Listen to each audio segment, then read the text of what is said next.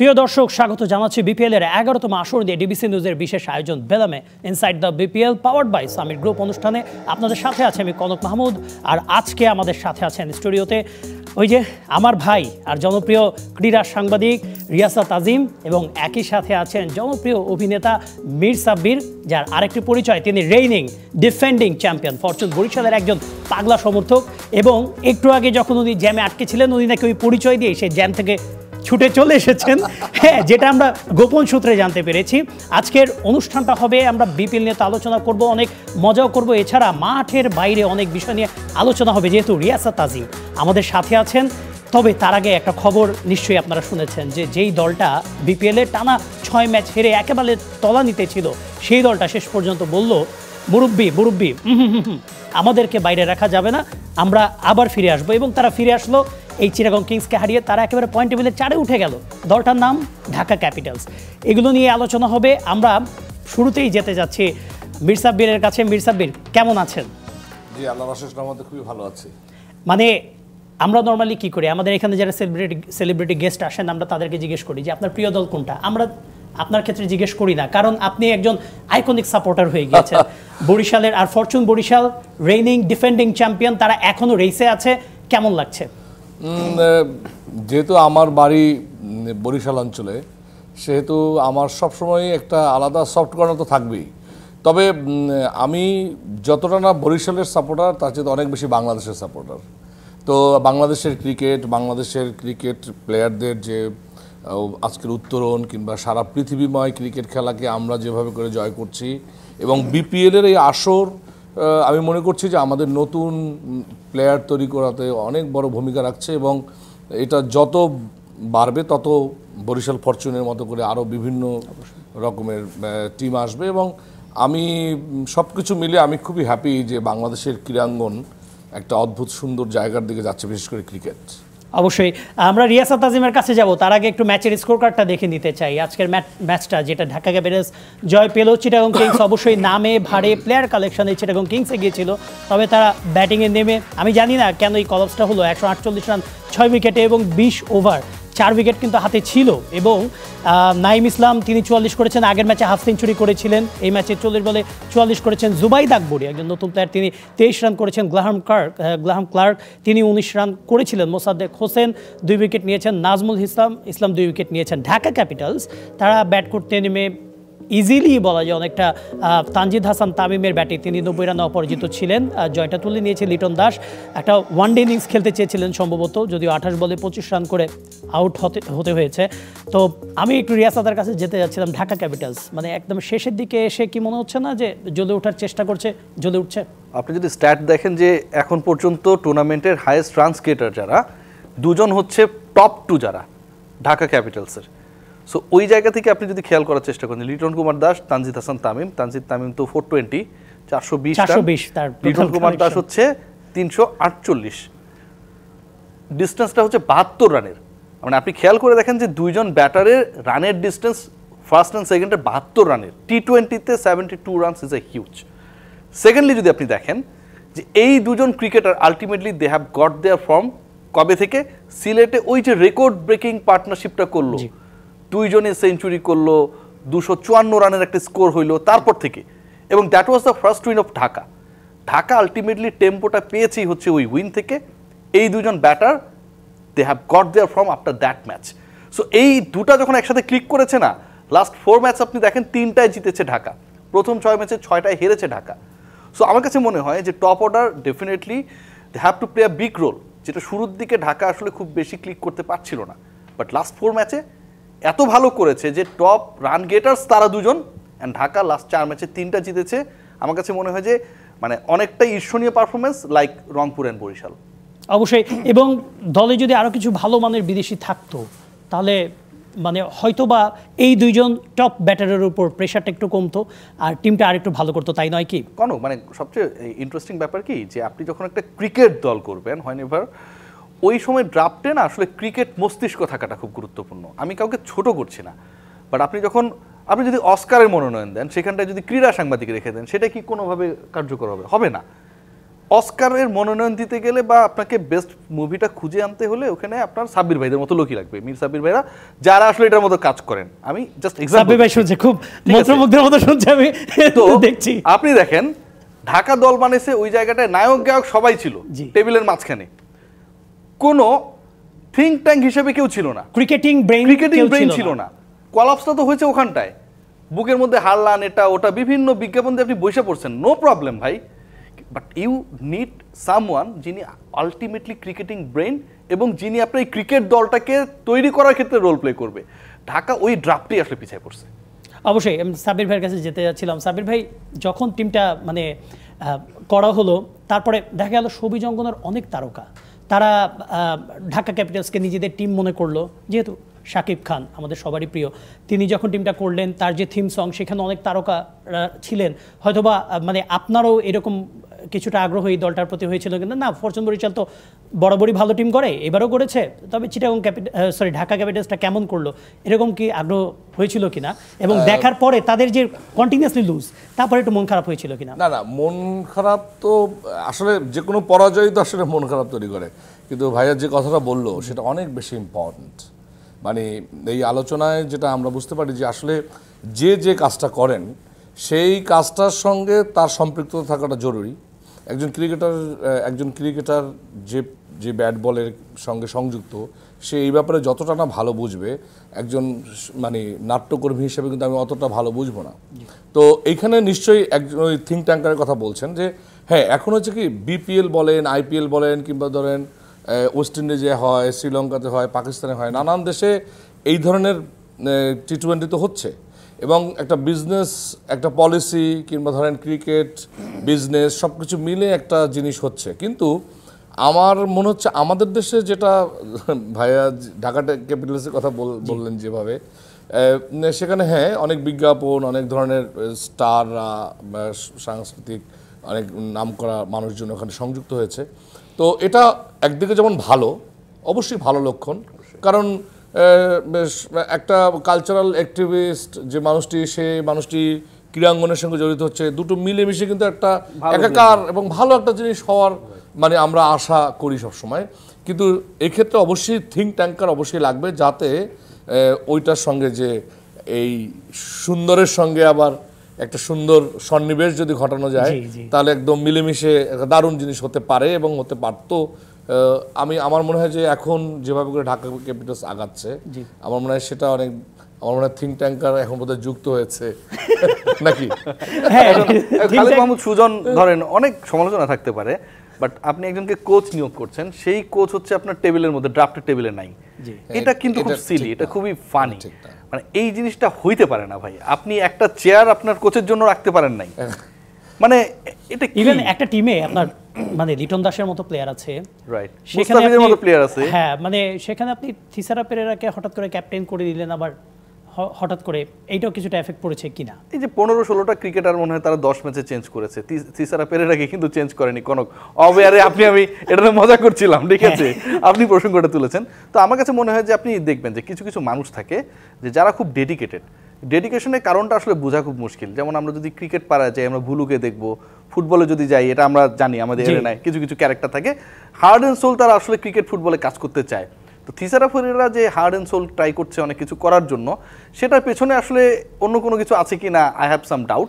কারণ হয় না, এবার লিটন কুমার দাস বাংলাদেশকে ওয়ার্ল্ড কাপ চ্যাম্পিয়ন দুবারের ওয়েস্ট ইন্ডিজের বিপক্ষে বাংলাদেশকে এই ফরম্যাটেরই সিরিজে জিতিয়ে আনলেন, সেই ক্রিকেটারকে আপনি খেলাচ্ছেন না, খুবই ফিশি, কিন্তু মানে ক্যাপ্টেন হিসেবে খেলাচ্ছেন না, এবং আপনি একটা ম্যাচে ড্রপও করেছেন। আপনি যে ম্যাচে ড্রপ করেছেন লিটন কুমার দাসকে, আজকে কিন্তু লিটন আর তানজিদ তামিমের কারণেই কিন্তু ঢাকা ক্যাপিটালস টপ 4-এ চলে এসেছে after losing consecutive 6 matches. So আমার কাছে মনে হয় যে কেন ড্রপ করা হলো সেটাও ফিশি হতে পারে, স্ক্রুটিনির আন্ডার এগুলো আনা উচিত। মনে রাখবেন মোহাম্মদ আশরাফুল যে ম্যাচটায় গ্যাঞ্জাম করেছিল, সেই ম্যাচে কিন্তু মাশরাফিকে বিশ্রাম দেওয়া হয়েছিল। So you have to think everything. অবশ্যই, মানে আমরা এই ব্যাপারগুলো নিয়ে আমাদেরকে আলোচনা করতে হবে, কারণ হচ্ছে যে কিছু ব্যাপার আমরা শুনতে পেয়েছি, আর যেহেতু রিয়াসাত তাজিব এসেছে, এই ফিশি ব্যাপারগুলো আমরা না চাইতেও উঠে আসবে আলোচনায়, আমরা সেই অপেক্ষায় আছি। আমরা একটু দেখে নিতে চাই যে পরের ম্যাচটা, আপকামিং ম্যাচ, সাব্বির ভাইয়ের টিমের ম্যাচ, ফরচুন বরিশাল তাদের এগেনস্টে খেলবে খুলনা টাইগার্স। 6:30 ফরচুন বরিশাল দুর্দান্ত ফর্মে আছে। এখন যেহেতু হিসাবটা খুব একেবারে কম্প্যাক্ট হয়ে গিয়েছে, ফরচুন বরিশালের সম্ভবত 2টো ম্যাচ জিতলেই হয়ে যায় আর কি। আর খুলনা টাইগার্সের মেবি 3টা কি 4টা জিততে হবে। তবে ফরচুন বরিশালের একাদশটা দেখতে কিন্তু ভালো লাগে না সাব্বির ভাই? মানে তামিম ইকবাল, তাওহিদ হৃদয়, মুশফিকুর রহিম, মাহমুদুল্লাহ রিয়াদ, রিশাদ হোসাইন, মানে একটা মানে ছোটখাটো একটা জাতীয় দল। শুধু ম্যাগুয়েল কামিন্স হচ্ছে মিসিং। ওইটা তো দুর্বল আছে ম্যাগুয়েল কামিন্স।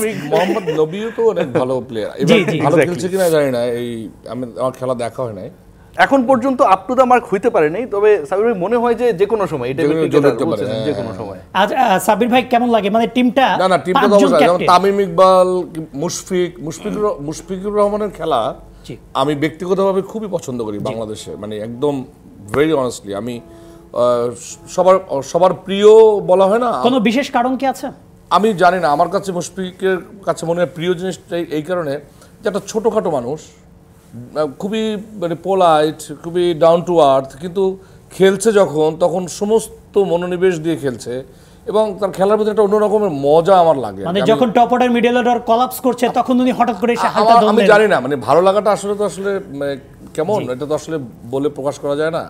আমার অভিনয় কিংবা আমাকে মানুষ কেন ভালোবাসে আমি তো নিজে জানি না। ঠিক তেমনি আমি যেমন মুশফিকের খেলা দেখি, আমি কেন ওনাকে ভালোবাসি, কেন পছন্দ করি আমি জানি না। মাহমুদুল্লাহ রিয়াদকে এত ডাউন টু আর্থ লাগে আমার। এই দুজন প্লেয়ারকে মানে মনে হয় যে এরা যে কোনো সময় যে কোনো পরিস্থিতি মোকাবেলা করতে পারে। তামিম ইকবাল কিংবা ধরেন সাকিব আল হাসান কিংবা মাশরাফি, এদের পঞ্চপাণ্ডব বলা হতো এক সময়, তাই না? যে এই 5 জন বাংলাদেশ টিমের, এবং সেই পঞ্চপাণ্ডবের মধ্যে 3 পাণ্ডবই এখানে। তো যে পাণ্ডব বরিশালে নিতে পারছে, এবং আমার কাছে সবচেয়ে বেশি যেটা ভালো লাগছে এবার কিংবা গতবার, এবারে বেশি ভালো লাগছে যে আমি কয়েকটা খেলা দেখেছি ইয়াং প্লেয়ার বাংলাদেশের বিভিন্ন দলের, শুধু বরিশালের না। আমি অন্য একটা দলের খেলা দেখলাম, কি জানি কি আলী নাম জানি ছেলেটার, ইয়াং ছেলে বাংলাদেশেরই, হ্যাঁ, দারুণ, অনেক রান করেছে এবং অসাধারণ খেলছে। এবং নতুন ইয়াসির আলী চৌধুরীর কথা, প্রথম ম্যাচে ইয়াসির আলী, রাইট, কারণ বরিশালের সাথেই খেলছিল ওই ম্যাচটা, 94 করেছিল 47 বলে। এবং নবীন প্লেয়াররা যা সুন্দর খেলতেছে, এটা আমি মনে করছি যে বিপিএল এর ভবিষ্যৎ কি হবে আমি জানি না, তবে বিপিএল থেকে কিন্তু এই ধরনের খেলা শুধু বিপিএল না, বাংলাদেশের সমস্ত ডিস্ট্রিক্ট ওয়াইজ, আগে যেমন ছোটবেলায় আমরা খেলতাম আন্তঃ স্কুল ক্রিকেট, আন্তঃজেলা ক্রিকেট, তারপর হচ্ছে কি আরটা কি হতো, নির্মাণ স্কুল ক্রিকেট, এই ক্রিকেট খেলা যত বাড়বে তত এরকমের সাকিব, মাশরাফি কিংবা অবশ্যই মানে বিপিএল এর মূল মন্ত্র কিন্তু মূলত এটাই ছিল, যদি এখন বিপিএল এর মন্ত্রটা চেঞ্জ হয়ে গিয়েছে, যেটা সাব্বির ভাই বলছিলেন, বিপিএল এর মূল মন্ত্র নতুন ক্রিকেটার উঠে নিয়ে আসা, তবে এখন মন্ত্র কিছুটা চেঞ্জ হয়ে গিয়েছে, অপমন্ত্র কিংবা ভুল মন্ত্রও আসছে, সেই ভুল মন্ত্র নিয়ে আলোচনা করতে হবে। আমাদের একটা বিরতি নিতে হচ্ছে, বিরতি থেকে ফিরে সেগুলো নিয়ে আলোচনা করবো, আমাদের সাথেই থাকুন। বিরতির পর আবার ফিরে এলাম ডেভিসের বিশেষ আয়োজন বেলামে inside the BPL powered by Summit group অনুষ্ঠানে। আপনাদের সাথে আছে আমি কনক মাহমুদ, আর আমাদের সাথে স্টুডিওতে আছেন জনপ্রিয় ক্রীড়া সাংবাদিক রিয়াসাত আজিম, এবং একই সাথে আছেন আমাদের প্রিয় জনপ্রিয় অভিনেতা মীর সাব্বির। আমরা কথা বলছিলাম বিপিএল নিয়ে, এবং একটু পরে কিন্তু সাব্বির ভাইয়ের টিমের খেলা ফরচুন বরিশাল খুলনা টাইগার্সের এগেনস্টে। আমরা সেই ম্যাচটা শুরু হওয়ার আগে একটু যাব চিটাগংয়ে, সেখানে আছেন সহকর্মী শাহান পাপন, তার সাথে কথা বলবো। শাহান পাপন, সেখানে আছেন, অনেক ঝামেলা করছে আপনার মশা মাছি, বেশ কঠিন একটা সময়ের মধ্যে দাঁড়িয়ে আছেন, মশার কামড় খাচ্ছেন শুধু আমাদের সাথে লাইভে কথা বলার জন্য। একটু পরে ফরচুন বরিশাল খুলনা টাইগার্সের ম্যাচ, কি মনে হচ্ছে, এবং এই যে ঢাকা ক্যাপিটালসের যে জয়টা, সেই জয়টা কিভাবে দেখছেন আপনারা?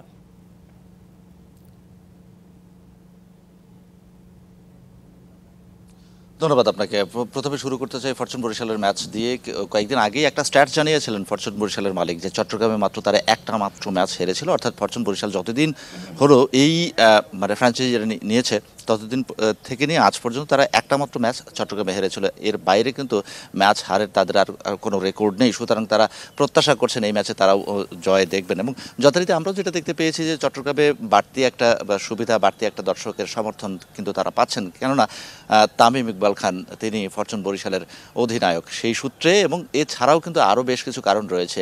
এই দলটিতে রয়েছেন ইয়াং ক্রিকেটার তাওহিদ হৃদয় আছেন, মুশফিকুর রহিম অভিজ্ঞ ক্রিকেটার আছেন, মাহমুদুল্লাহ রিয়াদ এবং নাজমুল হোসেন শান্ত, সব মিলিয়ে বরিশালকে আসলে সাপোর্ট না করার কোনো কারণ নেই, এরকমই একটা অবস্থা দাঁড়িয়েছে। তারপরেও যখন বরিশাল এবং চিটাগং খেলা হয় তখন কিন্তু দুই ভাগে ভাগ হয়ে যায় দর্শকরা, বিশেষ করে চট্টগ্রামের দর্শকরা। এবং আজও জ্যাম্প্যাক গ্যালারি আমরা যেটা দেখতে পেয়েছি যে দর্শকের ভিড় এবং ভিড় ঠেলে তারা আসলে মাঠে প্রবেশ করছেন এবং যথারীতি টিকিট নিয়ে তো নানান ধরনের অভিযোগ রয়েছে। ঢাকার ম্যাচটার কথা শুনতে চেয়েছিলেন আপনি। এই ম্যাচটাতে আসলে যেভাবে আমরা ব্যাট করতে দেখলাম তাজিদ হাসান তামিমকে, এবং সেটা নিয়ে কিন্তু আমরা মানে আশান্বিত হতেই পারি। সামনেই চ্যাম্পিয়ন্স ট্রফি রয়েছে এবং সেখানে তিনি খেলবেন, তিনি কিন্তু দলভুক্ত হয়েছেন। সুতরাং এই ধরনের কি বলবো এটাকে স্পেস পাওয়া, এই ধরনের রিদমে আসা, সেটা কিন্তু নিতান্তই আসলে আসার কথা। আমার সাথে কিছু দর্শক রয়েছেন, স্বল্প সংখ্যক দর্শক। আজকের ম্যাচ নিয়ে আসলে কি প্রত্যাশা করছেন? ফরচুন বরিশালের জার্সি দেখছি। জি, ধন্যবাদ আপনাকে আমাদের থেকে সাক্ষাৎকার নেওয়ার জন্য। আমরা ফরচুন বরিশালে সাপোর্ট করি, এজন্য বিশেষ করে আমি নোয়াখালী থেকে আজকে খেলা দেখার জন্য আসছি। কিন্তু দুঃখজনক বিষয় হচ্ছে টিকিটটা সংগ্রহ করতে পারি না, এখন পর্যন্ত চেষ্টা করতেছি টিকিটটা সংগ্রহ করে অতি দ্রুত খেলাটি উপভোগ করার জন্য। যেমন আমাদের আজকে ফরচুন বরিশালে এই তামিম ইকবাল ভাই আছেন, তিনি অসাধারণ খেলা উপভোগ দিচ্ছেন আমাদেরকে। ধন্যবাদ আপনাকে। অর্থাৎ উনি টিকিট পাননি এখনো, যার জন্য তিনি মাঠের বাইরেই আছেন এখনো পর্যন্ত। টিকিট যদি মেলে, যদিও সেই সম্ভাবনাটা খুবই কম। আরও একজন দর্শক আছেন, আপনি আসলে কি প্রত্যাশা করছেন? আসলে আমরা অনেক দূর থেকে আসছি, মানে আশা নিয়ে, মানে খেলা দেখার জন্য, কিন্তু আমরা এখানে মানে আজকে টিকিট পাইনি। আমরা টিকিটের জন্য অনেকবার ট্রাই করছি, বাট আমরা পাইনি।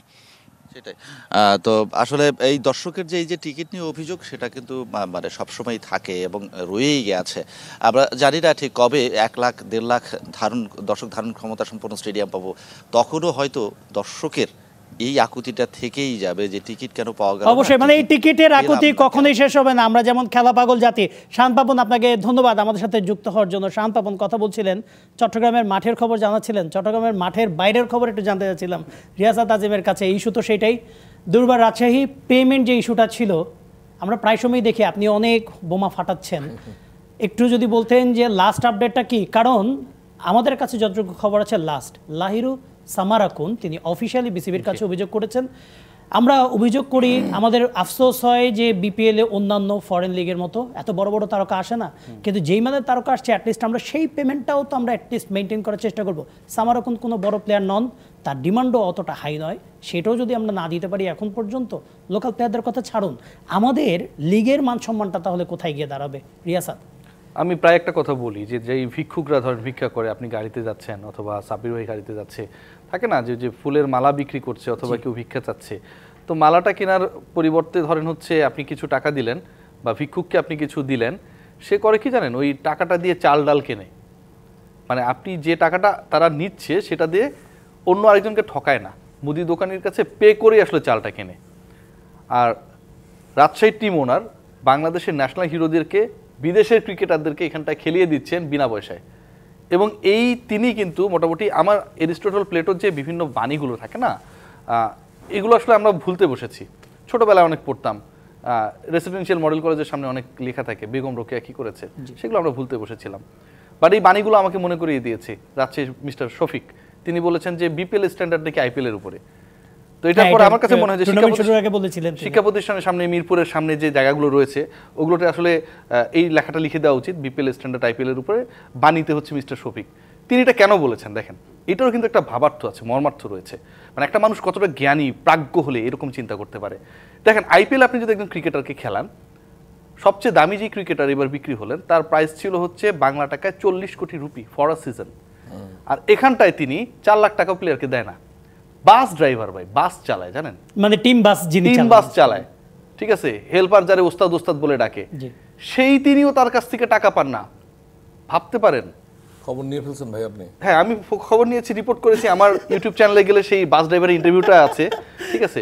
তো আপনি চিন্তা করতে পারেন বাস ড্রাইভার কি বলতেছে, উনি কি বলতে চাচ্ছেন? ওই যে তাদেরকে হচ্ছে টিম থেকে আনা হয়, এমএজি স্টেডিয়াম থেকে ক্রিকেটারদেরকে আনা হয়, স্টেডিয়াম আর হোটেল কিন্তু পাশাপাশি, বাট মানে ক্রিকেটাররা রাস্তায় হেঁটে হেঁটে আসতেছে, সব টিমের বাস যাচ্ছে। এবং আজকে আমাদের কাছে ভিডিও এসেছে যে আপনার প্র্যাকটিস শেষে, মানে প্লেয়াররা গিয়েছেন হেঁটে প্র্যাকটিসে, এবং প্র্যাকটিস শেষে দুর্বারের প্লেয়াররা তারা হেঁটেই তারা হোটেলে ফিরেছে। আপনি ভাবতে পারেন, ন্যাশনাল হিরো, সিকিউরিটি থ্রেটও কিন্তু রয়েছে। এবং সেই টিমে তাসকিন আহমেদ, এনামুল হক বিজয়ের মতো নাম করা প্লেয়ার আছেন। তাহলে বিপিএল এর আসলে এই ধরনের নিউজগুলো কিন্তু আসলে আমাদের জন্য তো আসলে ভালো হচ্ছে না। মানে এটা তো ভালো হচ্ছে না, এরপরের কাহিনীটা শুনেন, এটা আরো ভয়াবহ। আমার রিপোর্টে এটাও আছে, প্লিজ। সেটা হচ্ছে যিনি মালিক তিনি অবস্থান করছেন 1021 নম্বর রুমে, যতটুকু আমি খবর পেয়েছি আমার সোর্সে, রেডিসনে। ও মানে চট্টগ্রাম রেডিসনে ওয়েস্টিনের টাকা তারা পরিশোধ করে নাই, ঢাকায় যে হোটেলে, ঢাকার যে হোটেলে ছিল, ঢাকা পার্টে।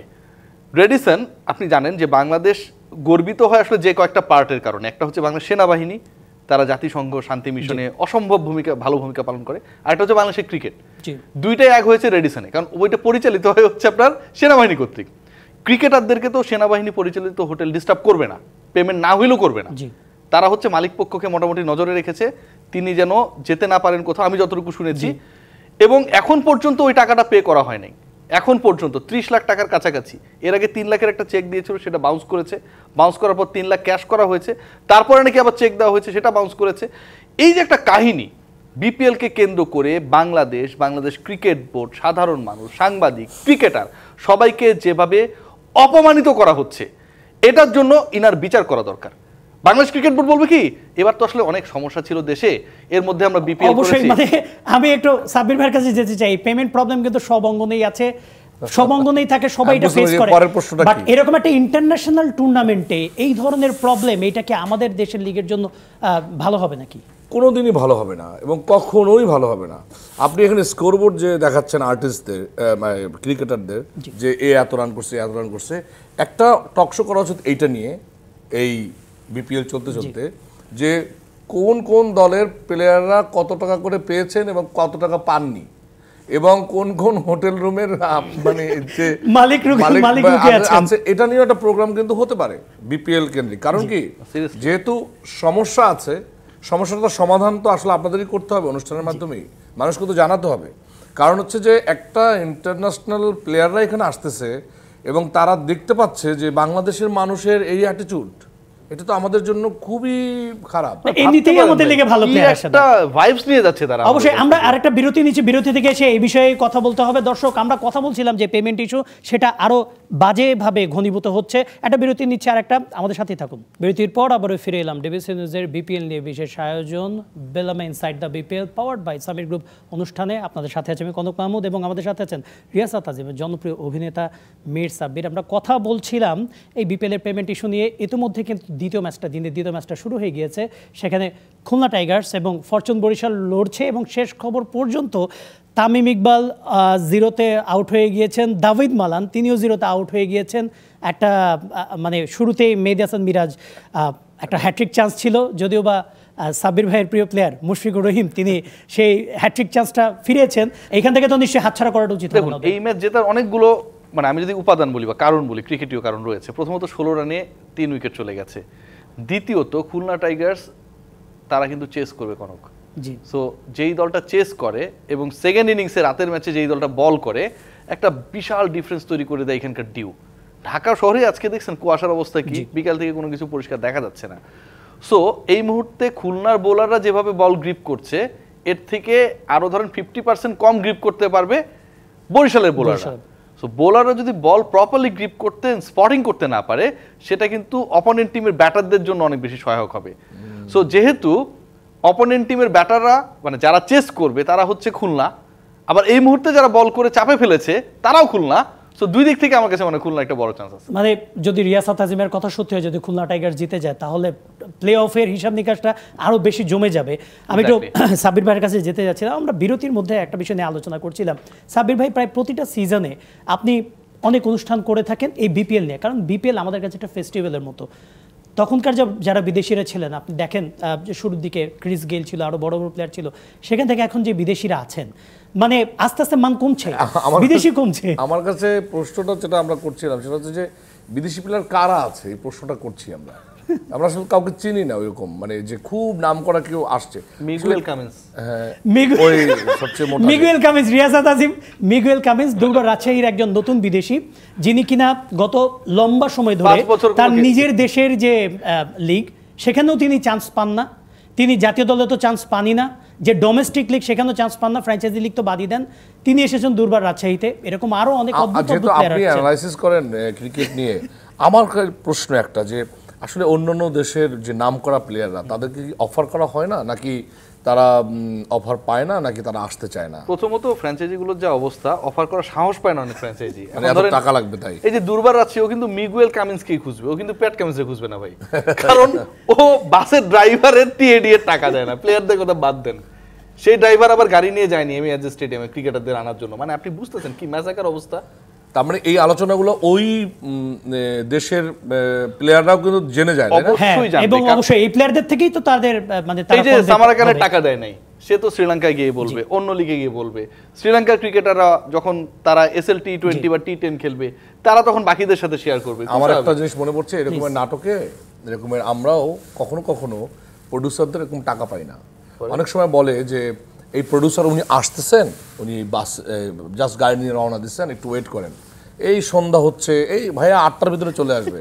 তারপরে 10টা বেজে যায় যখন, তারপরে যে আজকে ওই একটু সমস্যা হয়ে গেছে না, অসুবিধা নেই ভাই, বাসায় চলে যান, আপনার টাকা আমরা পাঠিয়ে দেবো। এরপরে দেখা যায় যে আস্তে আস্তে করে ওই জিনিসটা ভুলে গেছি, এরকম অনেক দিন হয়ে গেছে। আমাদের প্রডিউসার কিন্তু ভালো। না না, এইটা না, আমি বলছি যে নাটকে কিংবা সিনেমার ক্ষেত্রে এরকম হতে পারে, সিনেমাতে আমি অত জানি না।